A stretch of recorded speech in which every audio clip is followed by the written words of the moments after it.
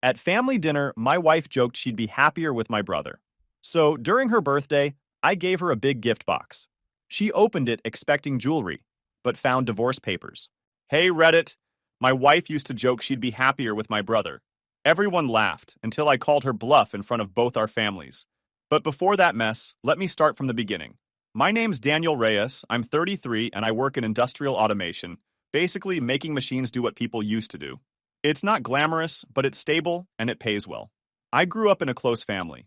My parents, Miguel and Teresa, still live in the same house they bought before I was born. I've got an older sister, Clara, who's the organized one, and a younger brother, Julian, who could charm his way out of a speeding ticket. I met Mara Lewis 4 years ago at a trade expo. She was working the registration desk, and I couldn't get my badge to print. She fixed it, smiled, and made a joke about me looking like someone who presses restart instead of read instructions. We started talking during lunch and didn't stop. 2 years later, we got married. Our first years together were easy. We had a rhythm: weeknight dinners, lazy Sundays, and movie nights that ended with her asleep halfway through. I liked coming home to her voice in the kitchen, the sound of her humming to some pop song. I thought we had something strong. Before the wedding, I asked for a prenuptial agreement, not because I didn't trust her, but because the house I lived in was mine long before we met. I'd renovated it with my dad, paid it off early, and didn't want to lose it if things ever went south. Mara didn't argue. She called it smart adulting and laughed, saying, "You're just practical like that." It made sense to both of us. If there was one thing that stood out about Mara, it was her love of attention. Compliments, small jokes, playful teasing, it all lit her up. She'd flirt with waiters, joke with cashiers, and shrug it off as just being friendly. It wasn't malicious. That was her way of connecting with people. I didn't always get it, but I didn't fight it either. Then there was Julian, the Joey Tribbiani of our family. 28, tall, the kind of magnetic that warms a room on entry. Jokes arrive easy. That stupid grin buys him grace he doesn't always deserve. He flirts at the edge of harmless, loyal without measuring space, sometimes closer than he realizes. People call him magnetic. I just call him my brother. Behind the grin, he wasn't reckless with money. Julian runs regional sales for a specialty AV and lighting showroom. High-ticket systems, lumpy but rich commissions. He started visiting our house often after Mara and I got married. The first time he saw her, he gave that signature grin, tilted his head a little, and said, "How you doin'?" She burst out laughing. I just poked him in the waist, shaking my head. Sometimes he came to borrow tools, sometimes just passing by. I didn't mind. We were family. Mara loved it when he came over. She'd cook more elaborate meals, wear the nice dress she usually saved for nights out, and laugh harder than usual. Julian would sit in our kitchen, telling stories about work or the girl who dumped him because he was late to her birthday party. Mara always found him hilarious. I noticed little things: how she'd refill his glass before mine, or how she'd touch his arm when she laughed. It wasn't obvious, just subtle enough to make me question myself. Julian, being Julian, was completely oblivious. He joked with her the same way he did with everyone. Light teasing, playful remarks, harmless flirting. I kept reminding myself that's how he was with everyone. Sometimes after he left, Mara would still be smiling. She'd replay one of his jokes and laugh to herself while cleaning up. Once I said, "He could read the phone book and you'd laugh." She grinned and said, "He's just funny, that's all. You're too serious." I told myself it didn't matter. They were family. She was my wife. There was no reason to read into it. But over time, something started to shift. When Julian came over, she'd practically glow. Her voice was brighter, her energy higher. When it was just us, she'd seem distracted, like part of her was still somewhere else. I'd talk about my day and she'd scroll through her phone, mumbling, "That's nice, babe," without looking up. I started noticing the contrast. The way she looked at Julian when he talked versus how she looked at me. With him, her eyes sparkled. With me, it was just normal. I don't think Julian meant anything by it. He was just being himself. And Mara probably thought she was just having fun. Still, something about it didn't sit right. My mom, Teresa, had been planning this dinner for weeks. She said it was just family, which usually meant a full house. My parents, Clara, Julian, me, Mara, and a few cousins who never turned down free food. The smell of roasted chicken and garlic rice hit as soon as we walked in. It was loud, warm, and familiar. Julian was already there when we arrived, leaning against the kitchen counter, telling Clara and one of our cousins about a customer at his job who brought a parrot into the showroom. He was halfway through doing the parrot's voice when Mara joined in laughing, even though she'd missed half the story. That was Julian's thing. People laughed just because he did. Dinner started out normal. My mom fussed over everyone's plates, my dad kept telling her to sit down, and the cousins tried to sneak extra potatoes before they made it to the table. Mara was in her element, laughing, talking, and keeping the conversation going. Julian sat across from her, still entertaining everyone, feeding off the attention. He started doing impressions of my dad's old co-worker, then of our high school teacher, who used to mispronounce everyone's names. The table shook with laughter. I smiled a few times, mostly out of habit. Then Julian turned to me and said, "Danny, remember how you used to sit in class like a statue? Man, you've always been the quiet one. Bet Mara goes crazy trying to get you to talk." Everyone chuckled, including my parents. Mara laughed the loudest. "Careful, Julian," Clara said. "You're gonna start something." Julian grinned. "I'm just saying. My brother's too serious sometimes." Mara leaned in, still smiling. "You're right, Julian. Maybe I'd be happier with you instead." The room went completely still. Forks stopped midair. The only sound was the clock ticking on the wall. Julian's smile dropped. He looked at her like he wasn't sure he heard right. My mom froze. My dad set his fork down. Clara stared at Mara. And one of my cousins whispered, "What?" under their breath. I set my fork down and tapped the rim of my glass once so everyone heard it. "All right," I said, looking at Mara first. "If you're bored, that's your sentence to say at home, not at my parents' table." Then I turned to Julian. "And you, since you're the entertainer, remind her how long your last serious thing lasted. 3 weeks, right? 2 if we don't count the part where she blocked you." A couple cousins stared at their plates. Clara stopped breathing. I went back to Mara. "You want the fun, brother? Cool. But you don't try out a new car while you're still driving mine." Julian's grin died. Mara's smile twitched into nothing. I pushed back my chair. "Mom, the food was great. Thanks for cooking." Then I stood, tucked my chair in, and walked out through the quiet. When Mara came in later, she didn't speak at first. I was sitting on the couch watching the news. Not really watching. She shut the door a little too hard. "You're really just walking out like that?" It was a joke, Daniel. I switched off the TV and faced her. "No, a joke has a punchline. That was a confession with an audience." She scoffed. "You know how Julian is." I was matching his energy. "Then match it somewhere that isn't my parents' table." She folded her arms. "You're seriously making a big deal out of nothing." Everyone was laughing. "They stopped when you told them what you actually want." She stared at me. "So that's it? That's me adjusting to reality." Message received. "Now you get space." That shut her up for a second. Then she said, "You're being dramatic." I turned off the TV and stood up. "I'm not being anything. I just don't want to argue." After that, she went quiet. I slept in the guest room that night. She stayed in the main bedroom. Over the next few days, I stayed polite. I made coffee, left for work, came home, ate dinner, did my usual routine. But I didn't touch her, didn't ask about her day, didn't try to fix anything. She started trying harder, making breakfast, wearing the perfume I liked, leaving little notes. I read them, then threw them away. When she finally asked, "Why are you acting like this?" I said, "You made it clear where your happiness lives. I'm just giving you the room to chase it." She didn't have an answer. While she spent evenings scrolling through her phone or talking to friends, I started quietly rearranging things. I opened a new savings account in my name only. I closed our joint checking and left the small joint savings alone for the lawyers to handle. I canceled the streaming subscriptions, the shared credit card, the delivery services she signed up for. She didn't notice any of it. Maybe she thought the small billing emails didn't matter. Maybe she assumed I'd handle it like always. At dinner one night, she tried again. "You're really going to hold a grudge over something everyone forgot about?" "I didn't forget," I said. "I just don't feel the need to remind anyone." She stared at me like I was speaking another language. "You're not even giving me a chance to fix it." I shrugged. "I didn't break it." And she pushed her plate away. "You can't just ignore me forever." "I'm not ignoring you," I said calmly. "I'm just done pretending I didn't hear what I heard." After that, she stopped trying to talk during dinner. The house grew quiet. It was strange how fast the silence became normal. No arguments, no laughter, no explanations, just space. The kind of space that makes you realize something is ending, even if nobody says it out loud. Mara spent more time on her phone, posting photos with captions about self-care and taking things day by day. She went out with friends, smiling in pictures, tagging restaurants. To anyone else, she probably looked fine. At home, she barely looked at me. Maybe she thought my silence meant I was over it. Maybe she believed things would just reset on their own. But I wasn't angry anymore. I was just watching.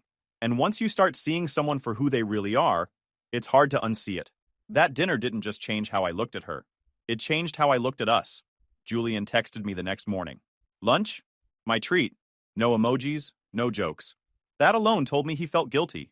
We met at a small cafe near the industrial park. He was already there, sunglasses on the table, pretending to read a menu. When I sat down, he looked up fast, like he'd been waiting for a cue. Danny, he said quietly. About last night. I'm sorry, man. It was supposed to be a dumb joke. I nodded once. You and her have a strange sense of humor. He exhaled. Yeah, I know. I messed up. I thought it was harmless. She always laughs at everything I say, and I figured that's just how she is. He paused, drumming his fingers on the table. But it's been weird for a while. I should have said something sooner. That got my attention. Weird how?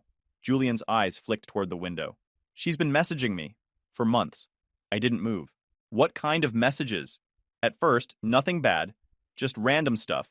How's your day? Congrats on the new project. That kind of thing. Then it got different.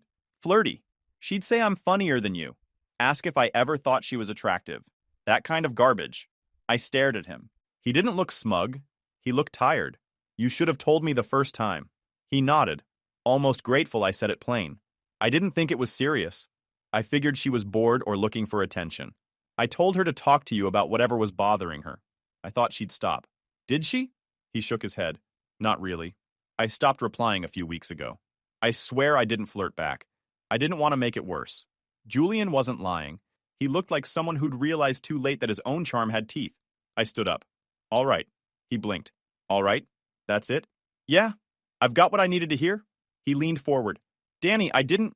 I know, I said. You didn't mean for it to happen. You just let it happen. He shut his mouth and nodded. I paid for my half, walked out, and went home. Mara was at yoga.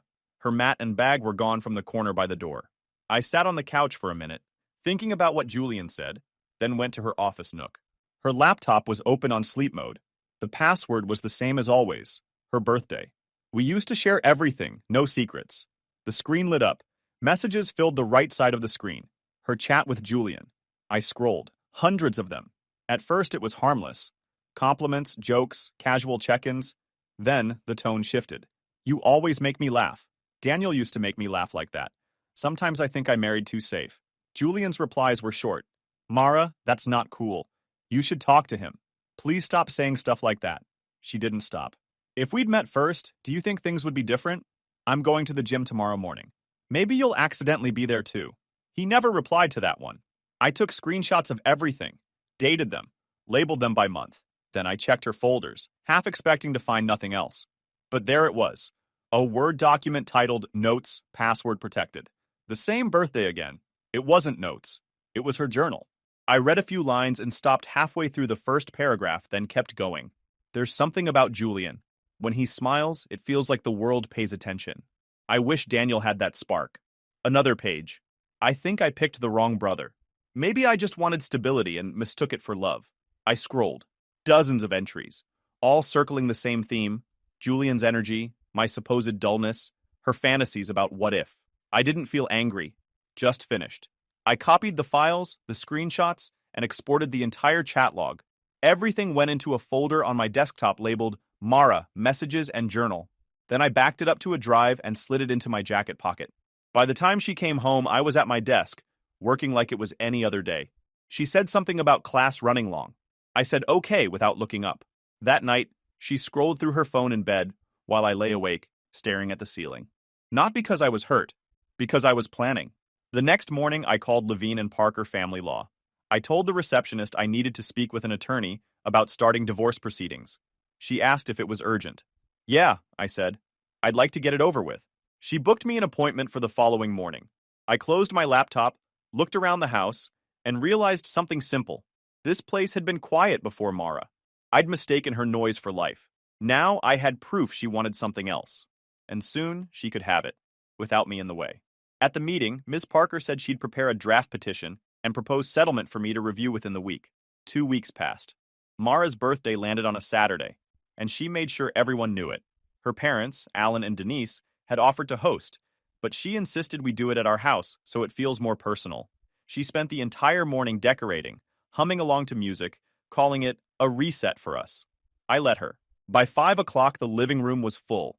Her family came first, all smiles and chatter. My parents followed, quieter but polite.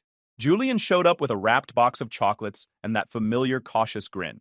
Clara arrived last, helping my mom set down the dishes. Mara greeted everyone like a perfect hostess, bouncing between guests, complimenting outfits, laughing too loud. I stayed calm, polite, collected. Everyone assumed I was trying to make up for the dinner incident. Alan even clapped my shoulder and said, "Good to see you making peace, son." I nodded and smiled like a man with nothing to hide.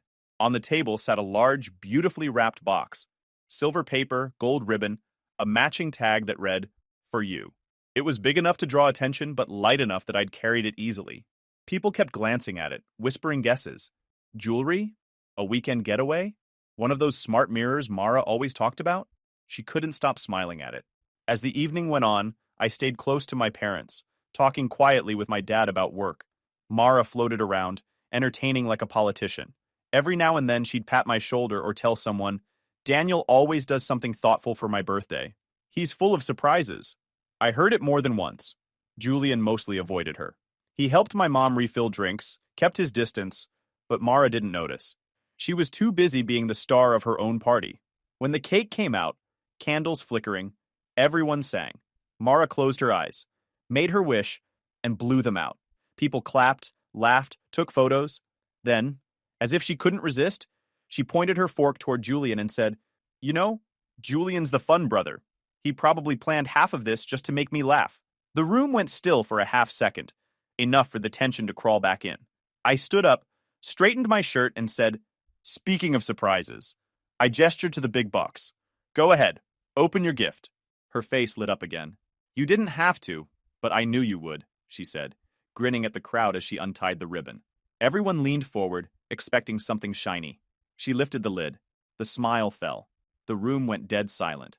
Inside the box was a simple folder with my lawyer's logo on the corner, a draft divorce petition and proposed settlement, and a note clipped to the front. Review and sign. Formal filing would come later. Her hands froze on the edges of the box. For a second, I thought she might laugh it off. Instead, the color drained from her face. "Daniel, what is this?" she whispered. I kept my voice level. "It's exactly what it looks like. You've been saying you'd be happier elsewhere. I'm just agreeing with you." Her parents stood immediately. Alan's voice cut through the silence. "You can't do this to her today. Not here. Not in front of everyone." I turned toward him. "You might want to read what's in there before defending her." I reached into my briefcase and pulled out another folder. Thicker, heavier. "This one's for clarity." I opened it and spread the pages on the table. Screenshots of her messages to Julian, timestamps, and printed journal entries. I'd even marked sections in yellow. Gasps moved around the room. Julian's face tightened. He stepped forward. "It's real," he said quietly. I told her to stop. I didn't encourage any of it. Alan's mouth opened, then closed. Denise sank into her chair. My mom stared at her hands. Mara's voice cracked. "This is insane. Those were private messages. You had no right to go through my stuff?" I met her eyes. "You stopped being private when you brought my brother into it."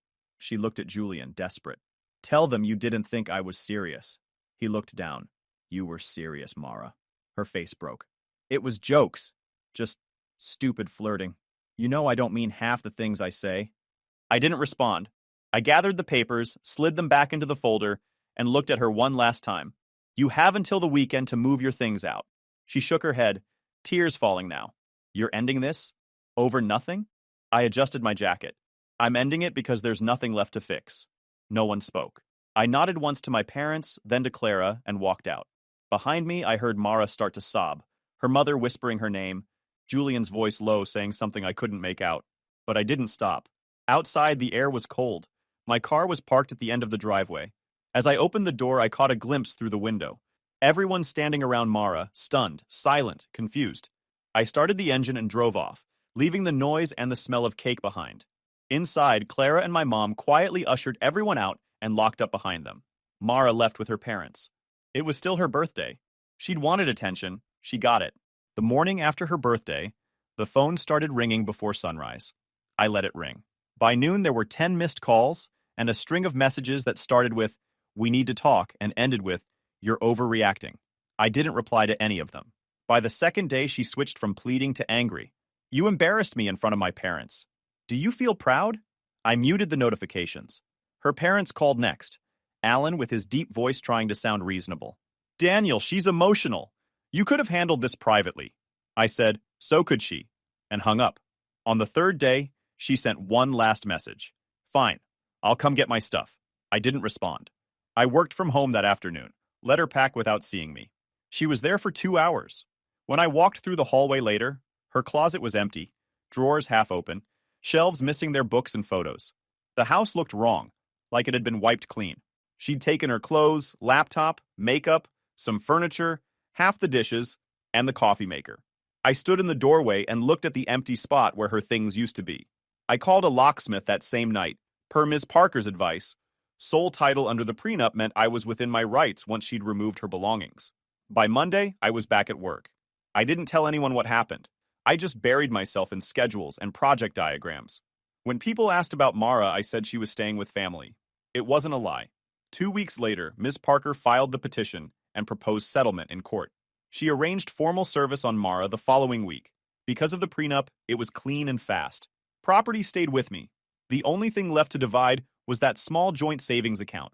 We set a hearing date for early spring. When the day came, I put on a dark suit and drove downtown. The courtroom was half empty, quiet except for the shuffle of papers. Mara sat across the room between her parents. She looked smaller somehow, hair tied back, no makeup, the edge gone from her voice when she said hello. I nodded but didn't speak. The judge glanced over the documents. Mr. Reyes, the house is solely yours per the agreement? Yes, Your Honor. He turned to Mara's side. Ms. Lewis, you've reviewed and understand the terms? She hesitated, then nodded. Yes. He looked satisfied. Then we'll proceed. The marriage of Daniel Reyes and Mara Lewis is hereby dissolved. It was over in 20 minutes. 4 months from start to finish. Not quick enough to forget, not long enough to heal. Just done. Mara signed the final paperwork with shaking hands. She tried to meet my eyes, maybe looking for something. Anger, forgiveness, anything. I looked past her at the clock on the wall. She whispered something to her mother and left. When I got home, there was a small white envelope on the porch. My name written in her handwriting. Inside was a folded note. I'm sorry. I never meant to hurt you. I placed it in the drawer with the rest of the documents. Life didn't snap back to normal, but it steadied. I kept working, cleaned out her side of the closet, replaced the coffee maker. Then, one evening, Julian called. Hey man, just a heads up, she's been messaging me again. I leaned back in my chair. After the divorce? Yeah, says she's sorry that she misses me. I told her to stop. I didn't reply after that. Good, I said. He sighed. She kept trying. Last night she showed up at my apartment, crying, saying everyone hates her. Said she just wanted someone to care. What did you do? I didn't open the door. I told her through the intercom to go home. Then I blocked her number. I didn't say anything for a few seconds. Then, that's probably the best thing you've done in this whole mess. He didn't argue. Over the next few weeks, I started hearing things. Small talk at family dinners, whispers from mutual friends. Mara's name came up less and less. But when it did, it was never kind. People said she'd been telling different versions of the story. First that I'd overreacted, then that Julian had led her on. Nobody bought it.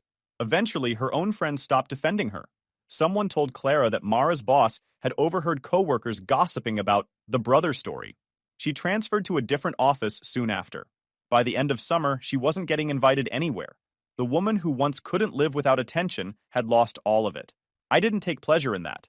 I didn't feel sorry either. It was just the natural result of what she built.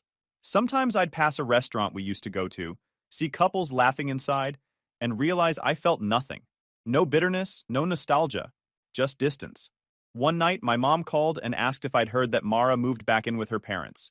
I said no, and she said softly, "It's probably for the best." After we hung up, I walked through the house, my house, and noticed how clean it felt. The walls, the quiet, the order, nothing missing, nothing extra. Mara had spent years chasing attention like it was air. Now she had silence, and I had peace. It had been a few months since the divorce finalized. Life had evened out. Work was steady, the house was quiet, and my weekends finally belonged to me. I didn't see Julian much, but that wasn't an accident. We kept things polite, holiday texts, short replies, nothing more. Then one afternoon, he showed up at my job unannounced. I was coming out of the workshop when I saw him leaning against my truck, hands in his jacket pockets, looking like a kid waiting for detention to start. "Hey," he said. "Hey." He looked around, then gestured toward the curb. "Can we talk for a minute?" We walked over and stood there beside the parking lot, the noise of compressors humming behind us. Julian took a deep breath. I've been meaning to say this for a while. I messed up. I should have told you everything the moment she started messaging me. I didn't say anything. So he kept going. You're my brother. I was supposed to have your back. Not joke about your marriage in front of everyone like an idiot. I didn't think it'd go that far. I thought she was just being her usual self. Flirty, loud, whatever. I was stupid. He rubbed the back of his neck, eyes low. I made it worse.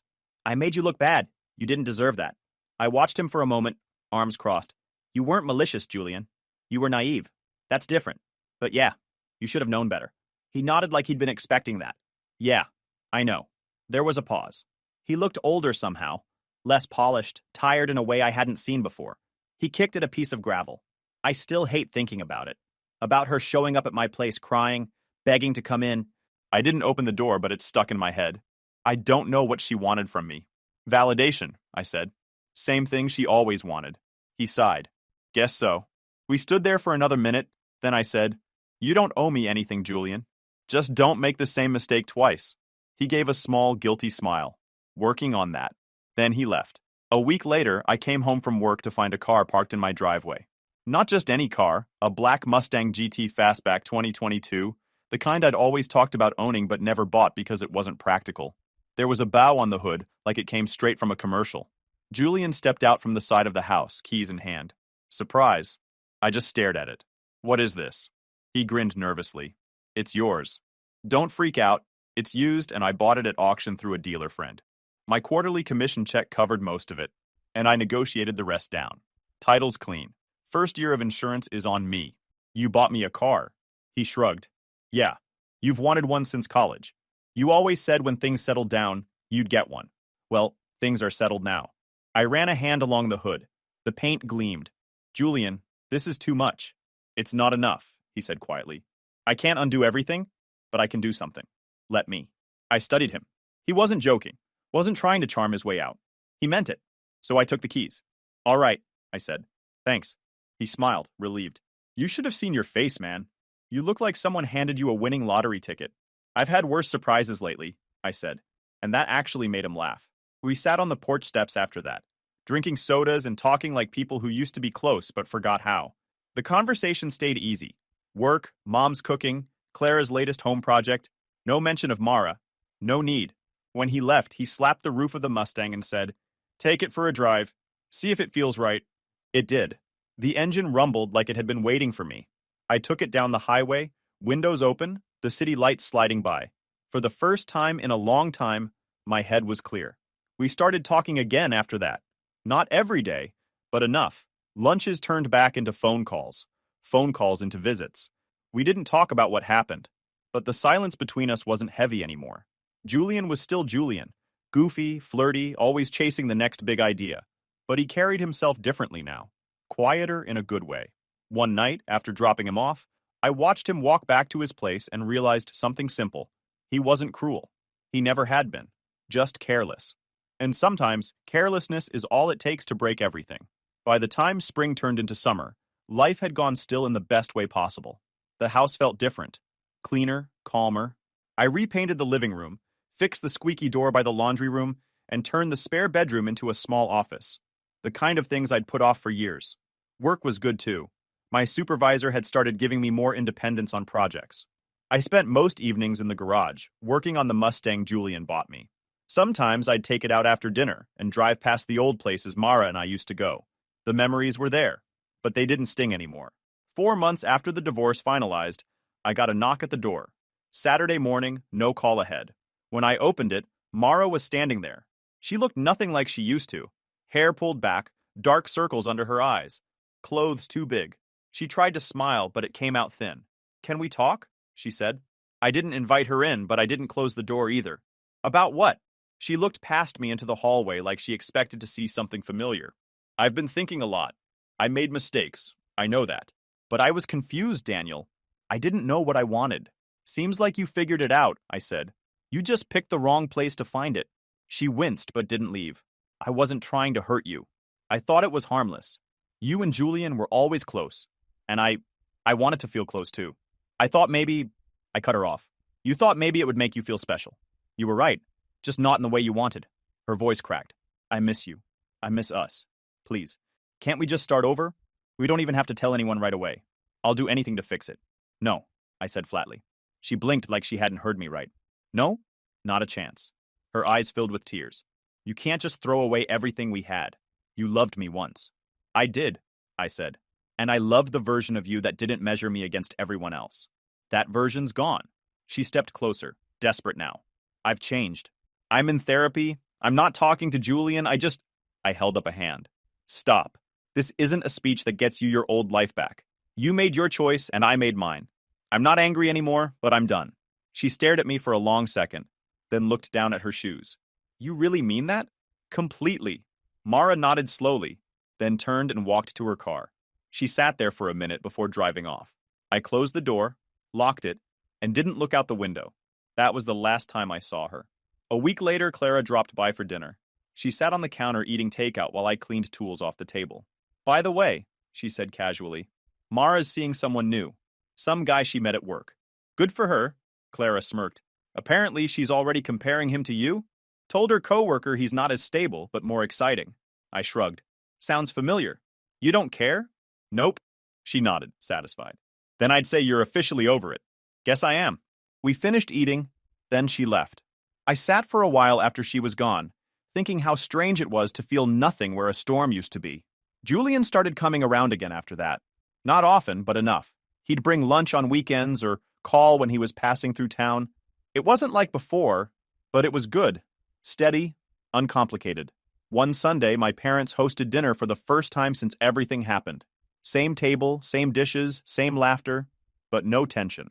Julian cracked a few jokes, kept them safe.